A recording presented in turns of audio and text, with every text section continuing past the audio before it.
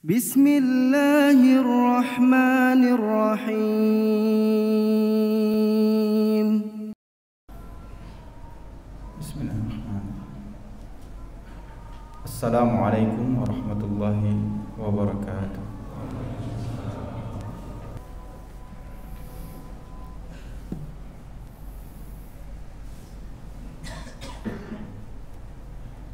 Innal hamdalillah nahmaduhu wa nasta'inuhu wa nastaghfiruh wa na'udzu billahi min shururi anfusina wa sayyiati a'malina. May yahdihillahu fala mudilla lahu wa may yudlil fala hadiya lahu. Wa asyhadu an la ilaha illallah wahdahu la syarika lahu wa asyhadu anna Muhammadan abduhu wa rasuluh. Qala Allah subhanahu wa ta'ala fi kitabihil aziz, ya ayyuhalladzina amanu taqullaha haqqa tuqatih wa la tamutunna illa wa antum muslimun. Wa qala ta'ala aidan, ya ayyuhan nasu taqu rabbakumul ladzi khalaqakum min nafsin wahidah wa khalaqa minha zawjaha wa batha minhuma rijalan katsiran wa nisaa wattaqullaha alladzi tasaaluna bihi wal arham innallaha kana 'alaikum raqiba. Wa qala ta'ala, ya ayyuhalladzina amanu taqullaha wa qulu qawlan sadida yuslih lakum a'malakum wa yaghfir lakum dhunubakum wa may yuti'illaha wa rasulahu faqad faza fawzan 'azima. Amma ba'd, fa inna asdaqal hadithi kitabullah azza wa jalla wa khairal hadi hadi Muhammadin sallallahu alaihi wa ala alihi wa sahbihi wa baraka wasallam. Jamaah salat Jumat yang dimuliakan Allah Subhanahu wa taala, dan semoga Allah Subhanahu wa taala mengaruniakan kita semua kebahagiaan di dunia dan akhirat. Sesungguhnya wasiat takwa adalah wasiat Allah Subhanahu wa taala bagi hamba-hambanya yang telah berlalu dan meninggalkan muka bumi ini, dan wasiat Allah Subhanahu wa taala bagi orang-orang yang datang setelahnya. Dan salah satu cara mendapatkan cinta Allah Subhanahu wa taala adalah dengan bertakwa kepada Allah Subhanahu wa taala. Di antara wasilah memupuk ketakwaan adalah senantiasa tadabbur, merenungi, membaca, kemudian mengamalkan firman-firman Allah Subhanahu wa taala di dalam Al-Qur'an. Pada kesempatan kali ini jamaah yang berbahagia, kita bacakan kembali 2 atau 3 ayat Allah Subhanahu wa taala di dalam Al-Qur'an, yaitu di dalam surat Al-Baqarah, atau artinya adalah sapi betina, dan di dalamnya ada kisah tentang perintah Allah Subhanahu wa taala untuk menyembelih seekor sapi yang terkait dengan kisah Bani Israel. Awal dari kisah ini di dalam surat Al-Baqarah ayat ke-72.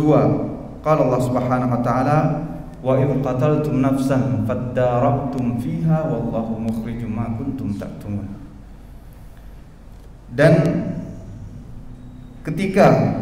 ingatlah ketika telah terjadi kalian atau kamu membunuh seorang manusia, lalu kamu atau kalian saling tuduh-menuduh tentang hal tersebut, dan Allah hendak menyingkap apa yang selama ini kamu sembunyikan. Tuduh-menuduh terkait pembunuhan ini dalam tafsir ayat ini disebutkan bahwa pembunuhnya menyembunyikan diri dan melimpahkan tanggung jawab terhadap meninggalnya salah seorang dari golongan Bani Israel ini, kaum Bani Israel, kepada orang lain. Dalam tafsirnya banyak disebutkan, di antaranya pembunuhnya meletakkan mayat orang ini di pintu kabilah yang berbeda dengan dia. Dia kabilah A, dia letakkan di perkampungan di dekat komunitas kabilah B, seolah-olah yang B yang membunuh. Akhirnya mereka pun berselisih. Dan jamaah yang Allah Subhanahu wa taala, pada masa itu nyawa sangat berharga dan asabiyah, keterikatan karena kabilah dan yang sebagainya sangat kuat. Dan jika ada pembunuhan, tidak saja keluarganya yang membela, tapi juga ada kabilahnya, golongannya, sukunya yang ikut membela. Sehingga sebagaimana firman Allah Subhanahu wa taala, mereka saling tuduh-menuduh, dan jika ini berlanjut tentu akan terjadi kerusakan, bahkan pembunuhan yang lebih besar. Maka Allah menutup ayat itu dengan firman-Nya, wallahu mukhrijum ma kuntum taktumun, dan Allah berkehendak untuk menampakkan siapa sebenarnya pembunuhnya. Ketika itu Bani Israel masih ada di tengah-tengah mereka seorang nabi yang mulia, yaitu Nabi Musa alaihissalam. Sehingga mereka pun mengangkat kisah ini, mengangkat peristiwa ini kepada Nabi Musa alaihissalam, minta solusi. Maka Allah pun berfirman dan memberi wahyu kepada Nabi Musa alaihissalam dengan memerintahkan kepada Bani Israel, wa idh qala Musa liqaumihi innallaha ya'murukum an tadhbahu baqarah. Wahai Bani Israel, kalian datang kepada saya minta solusi terhadap kekacauan yang sedang terjadi di antara kalian. Kalian saling tuduh-menuduh siapa pembunuhnya, maka Allah Subhanahu wa taala perintahkan kepada kalian an tadhbahu baqarah, agar kalian menyembelih seekor sapi betina. Maksudnya dalam kitab tafsir, setelah sapi betina itu dibunuh atau disembelih, sebahagian anggota tubuh sapi itu dipukulkan ke mayat orang yang dibunuh, karena kemudian orang itu yang sudah meninggal, yang menjadi mayat itu dihidupkan kembali dengan izin Allah Subhanahu wa taala dengan prosesi yang diperintahkan oleh Nabi Musa. Ketika orang itu hidup kembali, dia menyatakan dan mempertegas kepada orang di sekelilingnya siapa sebenarnya pembunuh dia. Itu kisah yang disebutkan oleh Allah Subhanahu wa taala dari surat Al-Baqarah ayat 66 sampai 72, jamaah milik Allah Subhanahu wa taala. Ketika itu solusi sudah ada dari Allah Subhanahu wa taala melalui orang yang terpercaya, yaitu Nabi Musa, Nabi Allah Subhanahu wa taala, ulul azmi minar rusul, termasuk dari ulul azmi, rasul yang ulul azmi. Namun mereka, kaum Bani Israel, setelah minta solusinya tidak melaksanakan perintah itu dengan cepat dan bersegera melaksanakan perintah Allah Subhanahu wa taala. Sehingga mereka kemudian bertanya lagi, wahai Musa, sapi yang bagaimana? Lanjutan ayatnya kemudian menyebutkan, mereka bertanya lagi, warnanya apa? Yang ketiga mereka bertanya lagi, sudah dijelaskan, mereka bertanya lagi yang terakhir, sapi ini masih sulit kami pahami. Padahal kata ulama kita, ketika Allah perintahkan pada mereka untuk menyembelih sapi betina, ketika mereka sembelih selesai sudah. Tidak perlu tahu warnanya apa. Kalau yang dapat hitam ya hitam, kuning ya kuning, coklat ya. Usianya juga tidak disebutkan, hanya disebutkan sapi betina. Kemudian karena pertanyaan mereka yang terus menerus dipertegas oleh Allah Subhanahu wa taala, akhirnya mereka kesulitan. Karena dalam ayat-ayat yang kita sebutkan tadi, lanjutannya menyebutkan bahwa sapi yang tidak pernah digunakan untuk membajak sawah, juga tidak pernah digunakan untuk mengairi sawah misalnya. Saqiyah ya, sapi yang diletakkan di atas punggungnya drum-drum air ya, bejana-bejana air yang digunakan untuk mengairi kebun-kebun mereka. Ini sulit mendapatkannya. Warnanya juga safra, begitu kuning keemasan. Padahal sebelumnya seandainya dia datang dengan warna hitam, kata ulama kita, sudah selesai. Maka jamaah yang dimuliakan Allah Subhanahu wa taala, pelajaran dari kisah Bani Israil ini, mari kita lihat kembali, kita tadabburi kembali. Setidaknya pada kesempatan ini kita sebutkan 3 faedah. Yang pertama, bahwa ketika solusi sudah diberikan oleh Allah Subhanahu wa taala, SOP penyelesaian sudah ada, undang-undang dan peraturan sudah ada, maka mari kita laksanakan. Karena ketika ditunda, dia akan memberatkan dan bahkan mengambil anggaran yang sangat besar. Oleh karenanya dalam kisah Bani Israil ini disebutkan, akhirnya orang Bani Israil ini, kaum Bani Israil, berhasil mendapatkan sapi betina, tapi mereka mengeluarkan biaya yang sangat besar. Ratusan kilogram emas mereka keluarkan sebagai penukar biaya untuk membeli seekor sapi dengan muwasafat, dengan spesifikasi yang disebutkan di sini. Sangat sulit mendapatkannya. Anggarannya begitu besar, padahal awalnya mungkin hanya beberapa koin, beberapa lembar atau koin emas saja bisa selesai. Oleh karenanya jamaah Allah Subhanahu wa taala menyegerakan melaksanakan perintah Allah, menjauhi semua larangan Allah Subhanahu wa taala dengan semampu dan secepat-cepatnya adalah hal yang dianjurkan dalam syariat yang mulia ini. Oleh karenanya hukum asalnya semua perintah Allah Subhanahu wa taala dilaksanakan dengan segera. Haji pada dasarnya dilaksanakan dengan segera. Kalau ada kemudian halangan, baru kemudian ada istilahnya takhir. Salat juga demikian. Walaupun ulama membahas tentang waktunya yang panjang misalnya, maka menyegerakan salat pada awal waktu itulah yang terbaik yang harus dilakukan oleh seorang mukmin. Jamaah yang dimuliakan Allah Subhanahu wa taala, dalam kisah ini Allah Subhanahu wa taala tidak sebutkan motif pembunuhannya.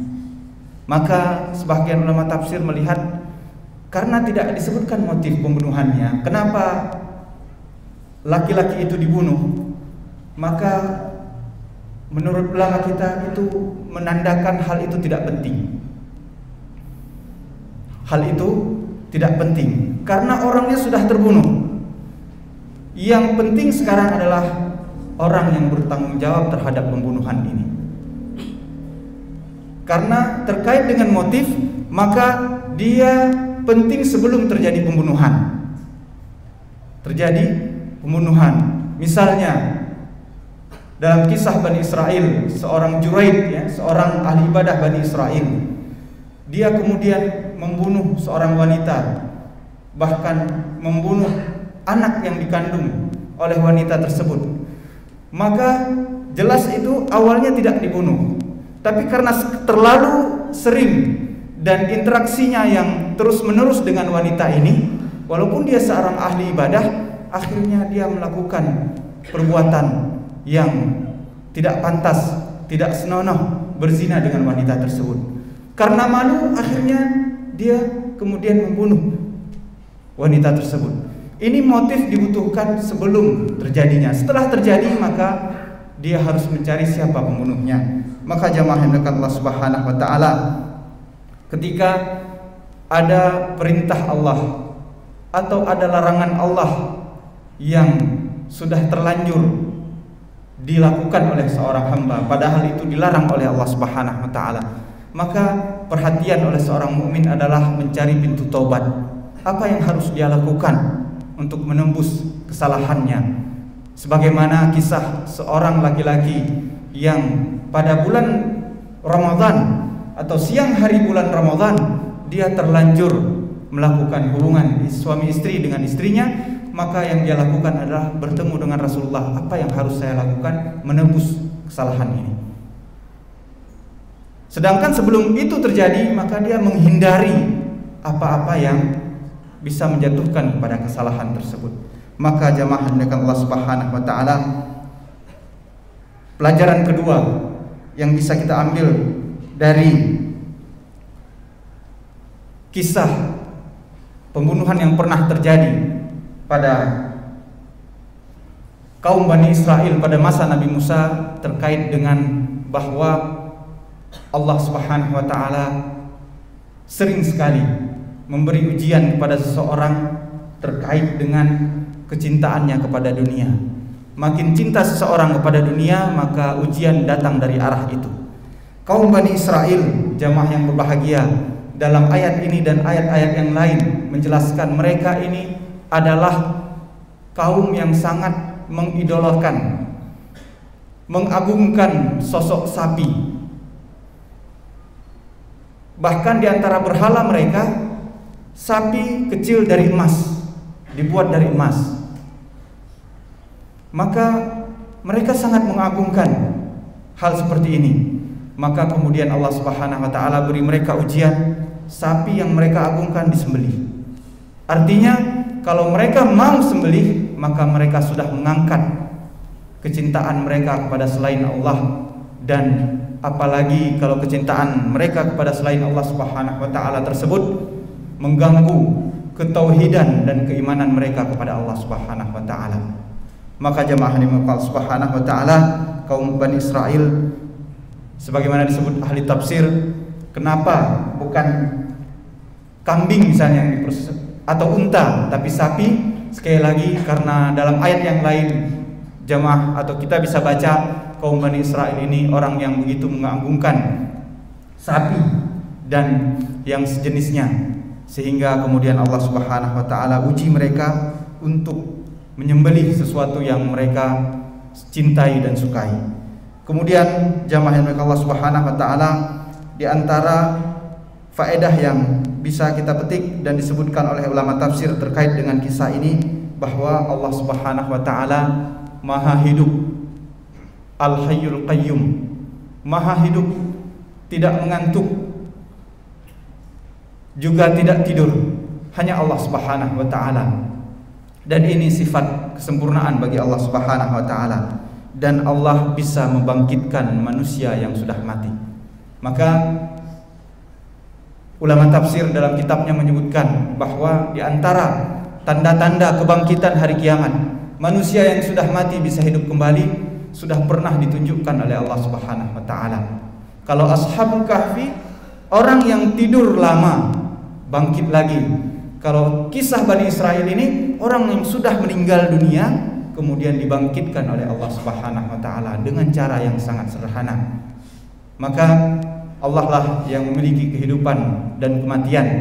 Allah lah yang telah mengkaruniakan pada hamba-hambanya nikmat hidup, sehingga manusia bisa menjadi hamba-hamba Allah Subhanahu wa taala dan bisa beribadah kepada Allah Subhanahu wa taala.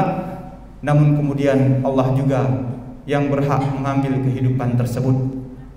Setinggi apapun jabatannya, sebanyak apapun hartanya, maka maut, yudrikumul maut, kematian pasti akan datang.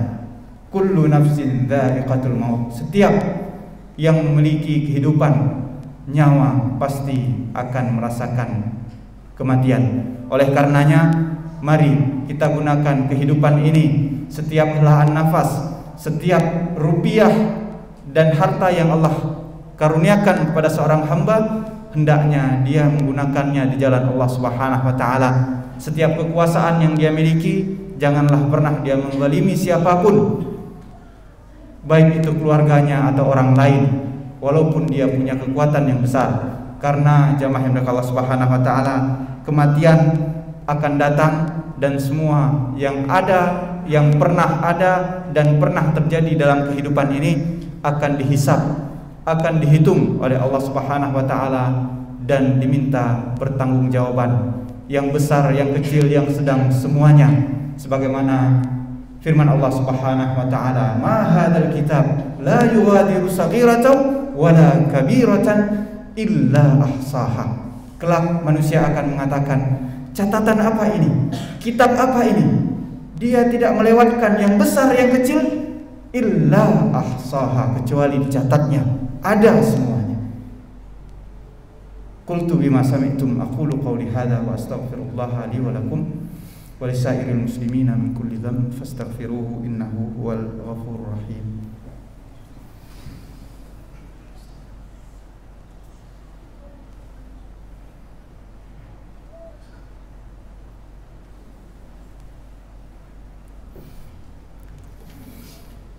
Alhamdulillahi ala ihsani wa syukru lahu ala taufiqihi wa amtinani wa asyhadu an la ilaha illallah wahdahu la syarikalah ta'ziman li sya'ni wa asyhadu anna Muhammadan abduhu wa rasuluhu ad-da'i ila ridwani salawatullahi wa salamuhu alaihi wa ala alihi wa sahbihi wa ikhwani. Ayyuhal muslimun, i'lamu anna Allah subhanahu wa ta'ala qad amarana bi amrin 'azim wa bada'a bi nafsihi subhanahu wa ta'ala wa thanna bi malaikatihi. Qala Allah subhanahu wa ta'ala innallaha wa malaikatahu yusalluna 'alan nabi ya ayyuhalladzina amanu sallu 'alaihi wa sallimu taslima. Allahumma salli 'ala Muhammadin wa 'ala ali Muhammad kama sallaita 'ala Ibrahim wa 'ala ali Ibrahim innaka Hamidum Majid wa barik 'ala Muhammadin wa 'ala ali Muhammad kama barakta 'ala Ibrahim wa 'ala ali Ibrahim innaka Hamidum Majid. Allahumma ighfir lil muslimina wal muslimat wal mu'minina wal mu'minat al-ahya'i minhum wal amwat innaka qaribun mujibud da'wat ya qadiyal hajat. Rabbana la tuzigh qulubana ba'da idh hadaitana wa hab lana min ladunka rahmah innaka antal wahhab. Rabbana ighfir lana wa li ikhwanina alladhina sabaquna bil iman wa la taj'al fi qulubina ghillan lil ladzina amanu rabbana innaka ra'ufur rahim. Rabbana hab lana min azwajina wa dhurriyyatina qurrata a'yun waj'alna lil muttaqina imama. Allahumma inna nas'aluka ilman nafi'an wa rizqan thayyiban wa amalan mutaqabbala. Allahumma la tada' lana dhanban illa ghafartah wa la hamman illa farajtah wa la hajata min hawaijid dunya laka fiha ridha wa lana fiha salah illa qadaitaha wa yassartaha ya rabbal alamin ya dzal jalali wal ikram ya ghaniyyu ya hamid. Rabbana atina fid dunya hasanah wa fil akhirati hasanah wa qina adzabannar. Ibadallah, innallaha ya'muru bil adli wal ihsani wa ita'i dzil qurba wa yanha 'anil fahsya'i wal munkari wal baghi ya'idukum la'allakum tadhakkarun wa la dzikrullahi akbar wallahu ya'lamu ma tasna'un. Aqimus shalah. فبأي آلاء ربكما تكذبان